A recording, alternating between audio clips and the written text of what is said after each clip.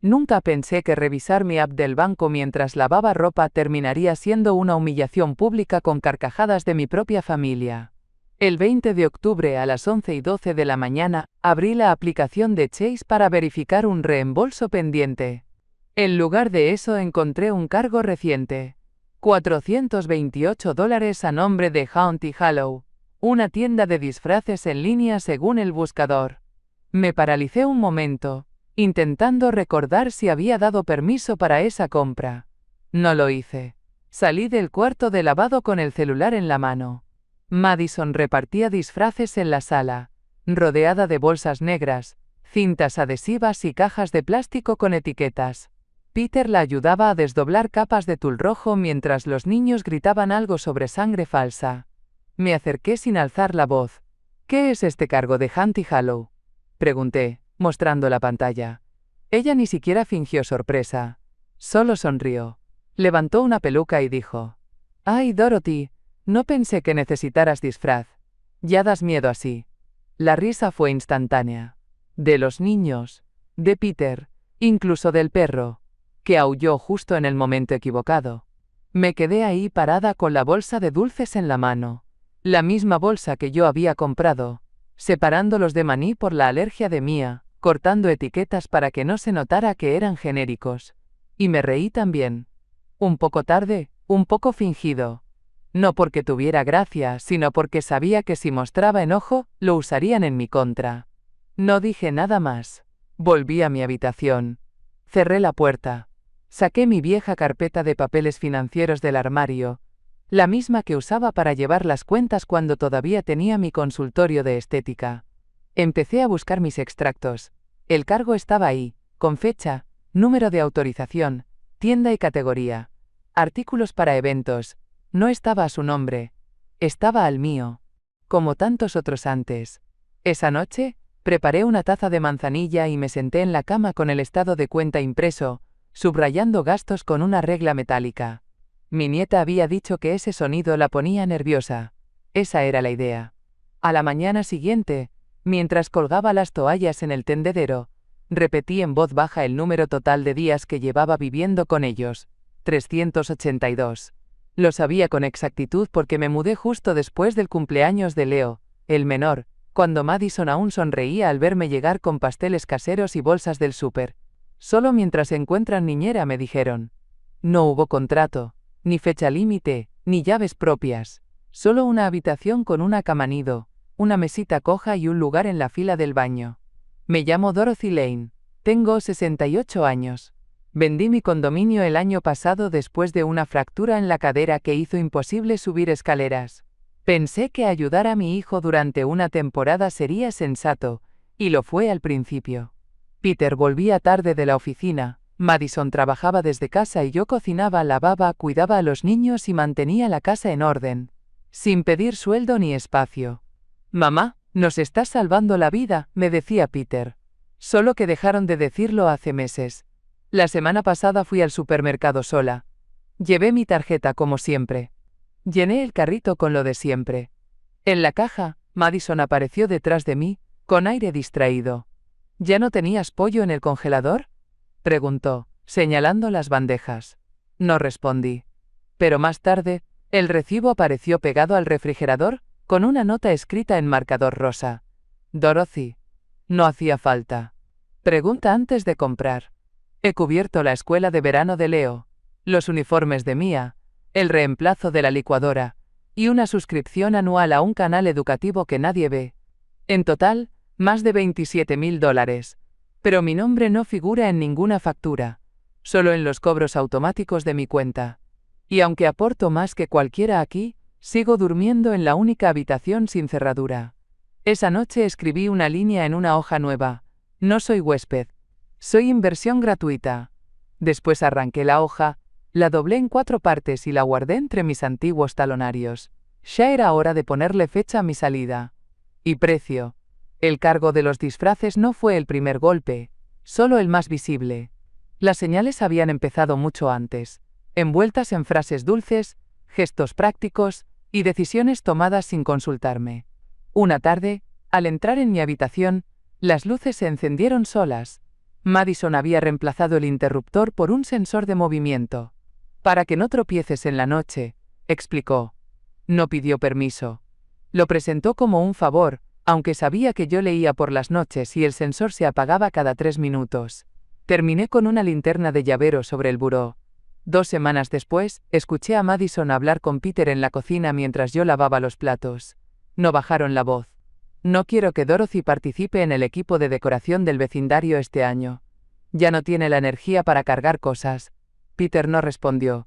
Solo siguió escribiendo en su laptop. No defendió mi tiempo, ni mi habilidad, ni siquiera mi salud. Y eso que el año pasado yo había hecho el espantapájaros del parque que terminó en la portada del boletín de la HOA. Al día siguiente encontré una caja con decoraciones en el garaje. Tenía una nota pegada. Donación. Recoger viernes. Dentro estaban mis guirnaldas de hojas secas. Las mismas que tejí a mano hace 3 otoños. Las saqué, las limpié, las volví a guardar en mi closet sin decir nada. Porque aprendí que aquí todo lo que yo hago es demasiado o anticuado o innecesario. Lo que antes era entrega, ahora es obstáculo. Lo que más dolió no fue que me dejaran fuera del equipo, sino que Mia, que siempre me ayudaba a pintar calabazas, me dijera: este año mamá dice que no hay que hacer cosas que den pena. Y me miró con lástima, como si ya me hubieran asignado un rincón en la sombra. Afuera, los vecinos colgaban telarañas falsas en los árboles. Yo cerré las cortinas. Abrí mi cuaderno. Escribí otra línea. Están haciendo lugar para mi ausencia. Y debajo, en tinta azul añadí: todavía no me voy. Pero no pienso quedarme callada. El desprecio se estaba volviendo parte de la rutina, pero no por eso dejaba de doler. Esa noche llevé pan de calabaza recién horneado a casa de Sheila. Siempre me recibe sin juzgar, aunque no le diga toda la verdad. Nos sentamos en su cocina, con las tazas de té humeando entre las manos, y me atreví a contarle lo del disfraz, lo del sensor, lo de la pena. Me temblaba un poco la voz, como si al repetirlo en voz alta se hiciera más real. Sheila no se rió. Tampoco dijo lo de siempre. Ya sabes cómo son los jóvenes. Se inclinó hacia mí, con la seriedad que usaba cuando teníamos que despedir a alguien en la clínica. Dot, no es olvido. Es estrategia. Te están aislando para que parezcas innecesaria. Documenta todo. Guardé silencio unos segundos. Después me encogí de hombros. ¿Y para qué? ¿Para pelear por un cuarto sin pestillo? Ella soltó el aire despacio. No es por ese cuarto. Es por lo que viene después. Quieren sacarte. Pero que parezca tu decisión. Tú les das todo. Y no te están dejando ni un lugar en la foto. Volví a casa pasadas las 10. En el garaje estaban los disfraces colgados en una fila. Todos iguales. Capas negras, colmillos de plástico, una caja con maquillaje escarlata. Hasta el perro tenía su atuendo. El mío no estaba. Ni siquiera una máscara de tienda barata. No hacía falta. Yo ya no era parte del montaje. Esa noche no dormí. Me quedé en la mesa del comedor mientras todos roncaban. Escribí una lista corta. Gastos, rechazos, modificaciones sin aviso. Una línea por evento, sin adornos. Al llegar a la última hoja, comprendí algo. No se trataba de una pelea por pertenencia, sino por permanencia. Ellos no querían que yo me fuera. Querían que yo desapareciera poco a poco, sin dejar rastros, como si nunca hubiera estado ahí. Guardé las hojas en una carpeta azul, la misma que usaba para los contratos en mi antiguo local. Antes de apagar la luz, anoté en la portada: prueba de vida útil. Era un principio. A las 8 en punto del día siguiente me senté sola en el comedor, abrí mi vieja carpeta de gastos y desplegué los recibos como piezas de un rompecabezas. Usé hojas en blanco para organizarlos por categoría: alimentación, útiles escolares, electrodomésticos, membresías, actividades extracurriculares. Sumé cada uno con una calculadora de bolsillo que guardaba desde mis días de manicurista. El total final me sorprendió incluso a mí. $27.800 con 23 centavos. Afuera, los niños reían en el jardín.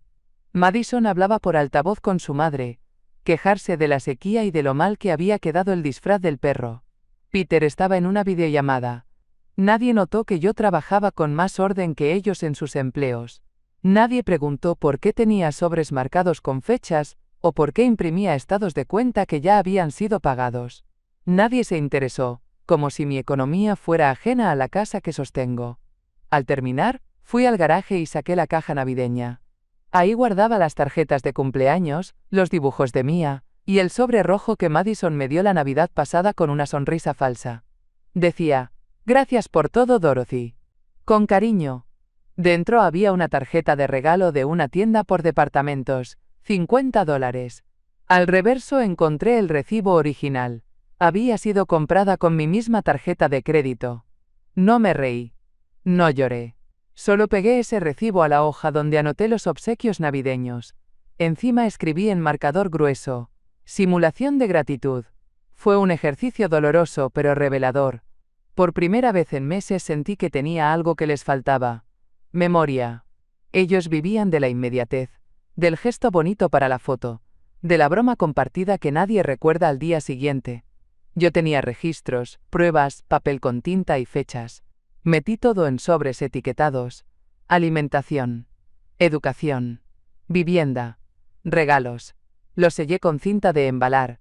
Luego añadí un sobre vacío, aún sin título. Ese lo guardaría para lo que todavía estaba por descubrir. Me juré que cada gasto nuevo iría directo ahí. Sin omisión. Sin duda. El martes por la tarde, mientras servía jugo en la cocina, escuché a Madison hablar por teléfono en la sala. Su voz tenía ese tono festivo que solo usa cuando organiza algo que no me incluye. Sí, todo listo. El punch de arándano, la cabina de fotos y los disfraces. Que venga. Claro, quiero que vea cómo se viste una familia de verdad. Luego una risa seca, cargada de intención. No necesitaba adivinar a quién se refería. Me acerqué en silencio y desde la puerta entreabierta vi las bolsas con etiquetas. Papá vampiro, mamá vampira, Leo mini vampiro, Mia condesa sangrienta, Togo, el perro murciélago. Todas con nombres. Todas con tallas. Ninguna para mí. Retrocedí sin hacer ruido. Subí las escaleras, abrí el closet y me quedé mirando mi ropa de otoño. Fui tocando una por una las perchas. Ahí estaba el abrigo gris que usé en la fiesta del año pasado. El suéter con renos que Mia adoraba cuando era más chica. Y al fondo, doblado con cuidado, mi capa de lana negra, la misma que tejí cuando aún vivía en el condominio. La había usado varias veces en Halloween, a petición de los niños. Decían que me hacía ver como una bruja elegante. Les encantaba. Esa noche busqué en el historial de compras del navegador. Encontré la factura digital de los disfraces, $428, con fecha, número de orden, desglose por prenda. El sistema de la tienda permitía revisar nombres asociados a cada artículo. Ahí estaban todos los de la casa, menos el mío. Confirmado. Me senté frente a la computadora, con una libreta abierta. Anoté el número de pedido, el total, la fecha. Le puse como título, exclusión premeditada. Luego imprimí todo y lo metí en el sobrevivienda. No era ropa. Era control de espacios. Decidir quién entra en la imagen, quién tiene derecho a estar en la portada del boletín vecinal, quién merece su lugar en la mesa, y quién solo sirve para sostener la cámara. Desde ese día dejé de preguntar si necesitaban ayuda. Empecé a tomar nota de lo que se llevaban sin pedir, y de lo que nunca ofrecían. 3 días después, mientras bajaba la basura, noté que el contenedor del fondo estaba abierto y desbordado. Una manga de lana negra colgaba por el borde, empapada de algo pegajoso. Me acerqué. Era mi capa. La capa que tejí en 1998 durante el invierno más largo que recuerdo. La misma que guardé con cuidado, doblada entre papel de seda, en una caja que solo yo abría. Ahora estaba ahí, rota, manchada con sidra y hojas, triturada como trapo viejo. La saqué del fondo, sosteniéndola con las puntas de los dedos. El olor a azúcar fermentada me revolvió el estómago. Caminé de vuelta al garaje y la extendí sobre una bolsa negra. Quería ver cuánto se podía salvar. Casi nada. Entré por la puerta trasera y encontré a Mia y Leo sentados en el suelo del comedor, decorando calabazas con brillantina. Me acerqué con la voz serena. ¿Saben algo de mi capa? Estaba en el basurero. Mia no alzó la vista. Leo sí. Mamá dijo que no podía ser bruja este año porque es demasiado obvio. Lo dijo sin malicia, como quien repite algo aprendido. Luego volvió a su calabaza, dibujando con un plumón sin mirar atrás. Subí a mi cuarto sin decir palabra. Puse la capa sobre el suelo del closet, sobre una toalla vieja. No podía tirarla. No aún. Abrí el sobre vacío que había reservado, y escribí su nuevo título. Destrucción simbólica. Adentro metí una foto impresa de la capa en su mejor momento. Yo posando con Mia en brazos, ambas riendo, ambas vestidas de brujas, 10 años atrás. Esa noche, mientras la casa dormía, imprimí una copia de esa imagen. Escribí al reverso: lo que alguna vez fue amor, hoy se considera exceso. La guardé en el sobre con la fecha. Ya no era solo una acumulación de faltas. Era una campaña. No me lo imaginaba. Lo vivía. Cada prenda desaparecida, cada chiste a mis espaldas, cada cosa que antes se agradecía, y ahora incomodaba. Y sin embargo, aún no pedían que me fuera. No. Preferían que lo hiciera sola. Humillada. El domingo por la mañana recogí el correo como de costumbre. Entre los catálogos y las facturas encontré un sobre blanco sin remitente visible, marcado preaprobado en letras doradas. Lo iba a tirar, pero al ver el logo del banco hipotecario de Peter, lo abrí. Adentro había una oferta de refinanciamiento dirigida a nombre de Peter Lane y Dorothy Lane. Leí 2 veces. Luego una tercera. Mi corazón empezó a latir distinto. La carta decía que como copropietaria del inmueble, yo calificaba para una mejor tasa si firmábamos antes del 15 de noviembre. En el margen inferior, en letra pequeña, estaba la dirección de esta casa. No había error. Alguien me había agregado al título de propiedad, sin decir nada, sin consultar, sin explicaciones. Subí a mi cuarto, cerré la puerta y saqué mi carpeta de documentos. Ahí guardaba la copia del contrato de arrendamiento del antiguo condominio, la carta del banco cuando lo vendí, y la transferencia del monto completo a la cuenta conjunta de Peter cuando me pidió un préstamo temporal para cubrir remodelaciones. Nunca firmé nada que me convirtiera en dueña de esta casa, eso era seguro. Pero ahí estaba mi nombre, validado por una oferta bancaria con sello digital. Volví a leer el sobre, esta vez con calma. La oferta detallaba el porcentaje actual de la hipoteca y cómo disminuiría al consolidar ambas firmas como aval. No era un simple error. Era una jugada estratégica.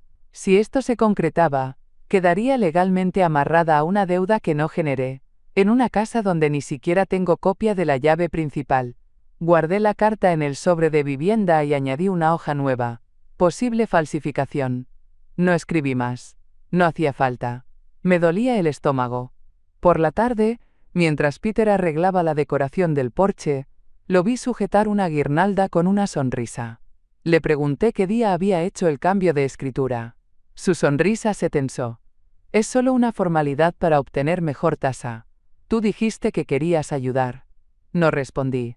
Pero esa noche cambié el título del sobre. Ahora decía, propiedad en disputa. Esa misma noche, después de acostar a los niños, llamé a Peter. Le pedí hablar a solas. Bajamos al sótano, el único lugar de la casa donde Madison no entra. Dice que el polvo le da alergia. Cerré la puerta y le mostré la carta del banco. Le pedí, sin rodeos, que me explicara. Peter se pasó la mano por la nuca, un gesto que conozco desde que era niño. No es lo que piensas, mamá. Solo es para calificar a una mejor tasa. Técnicamente no cambia nada. Evitó mirarme a los ojos. No cambia nada, repetí. Excepto que ahora estoy legalmente ligada a una hipoteca que no firmé. En una casa donde ni siquiera tengo llave. Entonces la escuchamos. Madison, en la parte alta de la escalera con un cuchillo en la mano, bajando una manzana. No dijo hola. Solo apoyó la hoja sobre el barandal y sonrió sin dientes. No te preocupes, Dorothy. Eres familia. Hubo un segundo de silencio denso. El tipo de pausa que no viene del respeto sino del cálculo. Me limité a asentir. No por acuerdo, sino porque entendí que la jugada estaba en marcha. Ya no buscaban agradar. Querían asegurarse de que no tuviera escapatoria. Volví a mi cuarto y cerré la puerta con pestillo. Encendí la lámpara pequeña y extendí sobre la cama todos los sobres organizados. Alimentación, vivienda, exclusión, Manipulación emocional. 1 por cada episodio, cada desliz, cada mentira envuelta en cortesía. Releí cada papel, y marqué con lápiz los nombres, las fechas, las cantidades. Ver todo junto daba vértigo. Entonces escribí una nueva nota. No soy parte de esta casa. Soy parte del plan de financiamiento. Y debajo en tinta negra añadí: última advertencia recibida con cuchillo en mano. No dormí. Pero por primera vez no fue por tristeza ni por nostalgia. Fue por estrategia. Ya no iba a esperar que alguien me devolviera el lugar que me arrebataron. Lo iba a reclamar.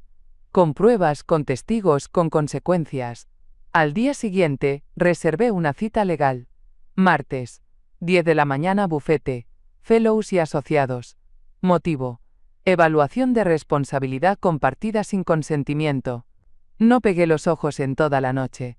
A las 2 de la mañana aún seguía despierta, rodeada de papeles, anotaciones y recibos. No tenía hambre ni sueño. Solo una certeza dura, como un ancla. No iba a dejar que mi historia terminara en una nota al pie del álbum familiar. Mientras la casa dormía, me levanté y abrí el closet. De un compartimento superior, saqué una caja metálica con recuerdos que nadie había tocado en años. Mi diploma de cosmetología, la licencia de mi antiguo local, fotos en blanco y negro con mi madre frente al primer espejo de tocador que compré con mis ahorros. Documentos que probaban que existía antes de convertirme en la abuela que ayuda. En la última hoja de mi cuaderno escribí una frase corta: no me voy sin dejar constancia. Luego la subrayé con firmeza. Me vestí con calma, como si fuera a trabajar. Pantalones rectos, suéter de cuello alto, el reloj que Peter me regaló en mi cumpleaños número 50 y que no usaba desde que me mudé. Guardé los sobres más importantes en una bolsa de mano, el de vivienda, el de gastos acumulados, y el que contenía la carta del banco con mi nombre en la escritura. Añadí una copia de mi identificación, mi número de seguro social, y una hoja con la fecha exacta en que hice la transferencia de fondos de la venta de mi condominio. Todo cronológico. Todo verificable. A las 6 en punto preparé café. Nadie más había bajado. Me serví en la taza azul con borde roto que Mía me regaló en 3er grado. En el fondo decía: mejor abuela del universo. Ya no lo repiten. Miré por la ventana. Las decoraciones de Halloween colgaban torcidas por el viento de la noche. Una figura de esqueleto bailaba, empujada por una ráfaga. Me quedé viéndola hasta que se detuvo. Luego subí, apagué la luz y me senté en la orilla de la cama. No recé. No lloré. Solo hice una promesa. No por justicia. Por memoria. Al día siguiente, estaría sentada frente a un abogado con mi vida clasificada por carpetas. Y no me temblaría la voz. El martes llegué al despacho 15 minutos antes. El edificio olía a carpetas viejas y desinfectante, un aroma que conocía bien. Brian Fellows me recibió con una sonrisa breve y un apretón de manos firme. Tendría unos 40 años, tal vez menos, con una voz entrenada para no sonar alarmante ni vacía. Le entregué la bolsa con los documentos sin decir una palabra. Me hizo pasar a su oficina y cerró la puerta con cuidado. Durante los primeros minutos no habló, solo fue sacando los sobres, uno por uno, y leyéndolos en silencio. Sus dedos recorrían las hojas como quien arma un expediente de alguien que aún no ha decidido defender, pero que ya entiende. Esto no es un conflicto familiar, señora Lane, dijo finalmente, colocando el sobre de la hipoteca sobre la mesa. Es una estructura de explotación prolongada. Usted no vive allí. Usted sostiene esa casa. Levanté la vista. Sus ojos no tenían lástima, pero tampoco urgencia. Tenían claridad. Lo que han hecho con su nombre en la escritura puede investigarse. Pero primero debemos asegurarnos de que usted quede protegida financieramente, antes de que intenten responsabilizarla por deudas que no aprobó. Sacó un formulario y empezó a llenar mis datos. Fecha de nacimiento. Dirección. Historial de propiedad. Le mostré la transferencia del condominio y el detalle de gastos. Hizo una copia. Luego me miró con una seriedad más íntima. Le van a decir que exagera, que está rompiendo la familia. ¿Está preparada para que se pongan en contra suya? Ya se pusieron, respondí. No lo dije con amargura. Lo dije como quien informa un dato meteorológico. Brian asintió. Entonces lo primero será proteger sus activos, congelar el acceso a cualquier cuenta compartida y emitir una advertencia formal al banco sobre la inclusión no autorizada en la escritura. Anotó una fecha en una hoja. 27 de octubre, audiencia preliminar para establecer medidas cautelares. Me tendió una copia firmada. Aquí empieza el cambio. Hoy no vino a quejarse, hoy presentó evidencia. Salí con el recibo en la mano. No pesaba nada. Pero ese papel representaba algo que no me habían dejado tener en mucho tiempo: autoridad. Durante los 4 días siguientes, Sheila y yo trabajamos con la disciplina de quienes ya no necesitan convencer a nadie. Revisamos carpetas, descargamos copias digitales, imprimimos duplicados. Mientras Madison organizaba la fiesta de Halloween como si fuera una gala de beneficencia, yo reunía cada trozo de evidencia que pudieran negar, pero no borrar. Sheila tenía experiencia. Había sido supervisora de calidad en una empresa de seguros y sabía cómo rastrear patrones.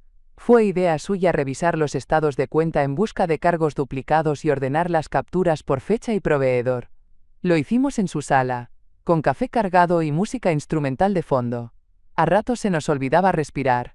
Encontramos todo: la compra de los disfraces, las transferencias a la cuenta de Peter desde la mía, el recibo del nuevo microondas, las mensualidades escolares, incluso un pedido de catering para la fiesta, pagado con mi tarjeta.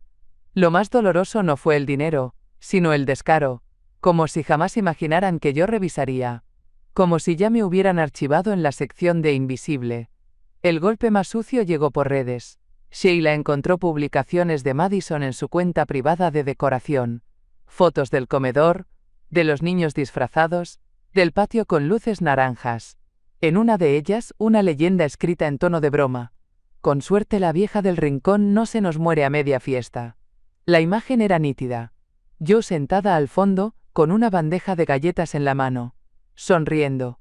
Hicimos captura de pantalla y la imprimimos.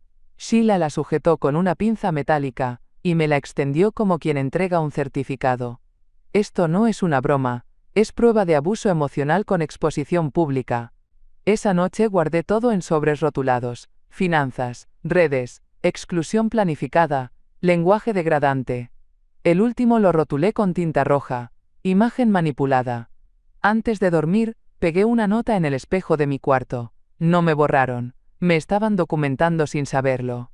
Y al pie de la hoja, en letra firme: siguiente paso, evidencia entregada. Testigos listos. El viernes por la tarde, imprimí todo en silencio. Sheila me ayudó a organizar los documentos finales en sobres manila, cada uno marcado con nombre y propósito. El primero, para el abogado, completo, cronológico, con índice y copia de identificación. El segundo, para la junta de la HOA, con los gastos de mantenimiento que yo había cubierto, fotos de mis decoraciones rechazadas, y las capturas del perfil privado de Madison. El tercero, para Peter, solo incluía los extractos bancarios y la carta del banco con mi nombre, nada más. No necesitaba explicación, solo confirmación. El cuarto era diferente. Lo preparé sola, después de que Sheila se fue. Tomé un sobre negro, sin marca, sin nombre. Dentro puse una copia de todo: los gastos, las burlas, las pruebas de exclusión, el cambio de escritura. Añadí una hoja más, una carta escrita a mano. No decía mucho, solo una frase: me veían como un mueble más, hoy recupero las llaves. Firmado. Dot. Ese sobre no era para abogados ni autoridades, era para llevarlo conmigo. A la fiesta. Preparé mi bolso con precisión. El sobre negro al fondo. Encima, una bolsa de tela con una peluca negra y guantes de encaje. En el bolsillo lateral, mi cédula y una copia del recibo de audiencia programada. Cerré la cremallera y la dejé junto a la puerta. Después, caminé por la casa como si ya no me perteneciera. Me detuve frente a cada marco donde ya no aparezco, toqué las cortinas nuevas que yo lavé el mes pasado, y miré por última vez la lámpara que colgué en el comedor. No lloré. No hubo nostalgia. Solo un silencio necesario, como el que se hace antes de emitir un veredicto. Al final, escribí una nota y la dejé sobre la mesa del comedor, firmada con un solo nombre. Gracias por dejarme asistir esta noche, he decidido traer mi propio disfraz. La firmé con tinta azul, Simple. Directa. Dot. Esa noche llegué última a la fiesta, como lo había planeado. No quería ser recibida. Quería ser vista. Crucé la entrada del salón comunal del vecindario a las 7:48 de la tarde, con paso firme y sin prisa. El vestido negro me rozaba los tobillos y el encaje de las mangas caía como sombra. Llevaba el cabello recogido bajo una peluca negra azabache y los labios pintados de rojo oscuro. No usé máscara. No me hacía falta. La decoración era exagerada. Luces titilantes, telarañas falsas, calaveras de plástico. En el centro, una mesa con cupcakes ensangrentados y un ponche burbujeante en un caldero metálico. Madison estaba junto a la fuente de chocolate, vestida de vampiresa, rodeada por sus amigas. Cuando me vio, se quedó congelada. Peter estaba a su lado. También se detuvo, con el vaso a medio camino hacia la boca. La gente dejó de hablar. Algunos niños me señalaron. Una mujer soltó una risa nerviosa. Nadie sabía si aplaudir, comentar o seguir conversando como si no hubiera pasado nada. No estaban preparados para que la bruja del rincón se bajara del pedestal de cartón. Madison fue la primera en reaccionar. Caminó hacia mí con la sonrisa estirada, los ojos vibrando de incomodidad. Dorothy, ¿qué disfraz tan dramático? ¿Quieres que te lleve al área de descanso? Levanté la mirada. No, gracias. Estoy bien aquí. Saqué mi sobre negro del bolso con calma, como si sacara un abanico. Pero antes de que empiece el concurso de disfraces, me gustaría compartir algo. Entonces caminé hacia el pequeño escenario improvisado al fondo, al lado del barril de paja y las luces naranjas. Tomé el micrófono. Lo probé. 1, 2. La voz sonó clara, firme. Nadie hizo ruido. Solo un momento antes de que voten por el mejor disfraz. Tengo algo que mostrarles. Una especie de truco final. Y levanté el sobre negro. Con el sobre en alto, esperé 3 segundos. Lo suficientes para que todos giraran la cabeza. Luego bajé la mano con calma, y busqué al presidente de la HOA entre la multitud. Estaba junto a la mesa de bocadillos, disfrazado de pirata con parche mal colocado. Me acerqué y le extendí el sobre. No dije nada. Él lo tomó con cautela, como si le hubiera entregado una queja formal por ruido excesivo. Lo era.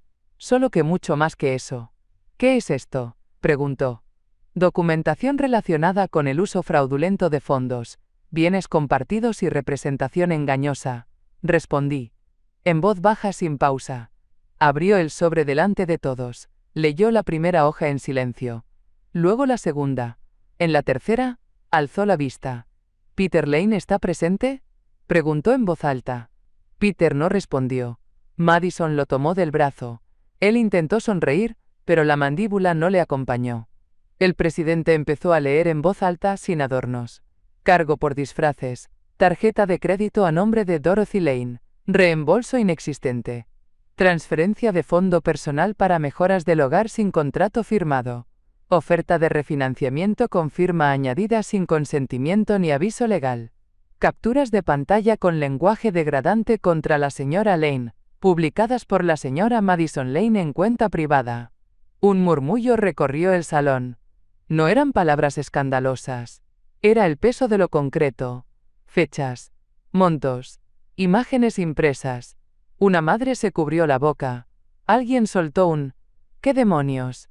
Y en ese momento supe que ya no era yo contra una narrativa. Era yo con pruebas. Ya no era una exageración. Era una damnificada. Madison fingió reír. Bueno, es Halloween, ¿no? ¿Todo esto es parte de tu disfraz, Dorothy? Me volví hacia ella. Saqué un documento más del bolso. Este no estaba en el sobre. Era distinto. Un pliego oficial, con membrete, firmado por el abogado, y una cinta negra atada con nudo justo al centro. Evicción por uso indebido de propiedad. Fecha límite. 2 de noviembre. Cuando le tendí el documento, Madison no lo tocó. Lo miró como si fuera una serpiente enroscada. Peter dio un paso hacia adelante pero no dijo nada. Alguien en la sala dejó caer su vaso. El líquido se esparció bajo la mesa de los postres, pero nadie lo limpió. Nadie se movió. Le coloqué el papel directamente en la mano. No necesitas abrirlo ahora. Solo asegúrate de leerlo antes del lunes. La cinta negra parecía decorativa, pero no lo era. Era advertencia. Era cierre. Era símbolo. Madison bajó la vista, la volvió a subir, e intentó sonreír como si todo fuera parte de una puesta en escena que aún podía controlar. ¿Esto es en serio? ¿Vas a sacarnos de nuestra propia casa? De la casa que está a mi nombre desde que vendí mi condominio para pagar su remodelación. De esa misma.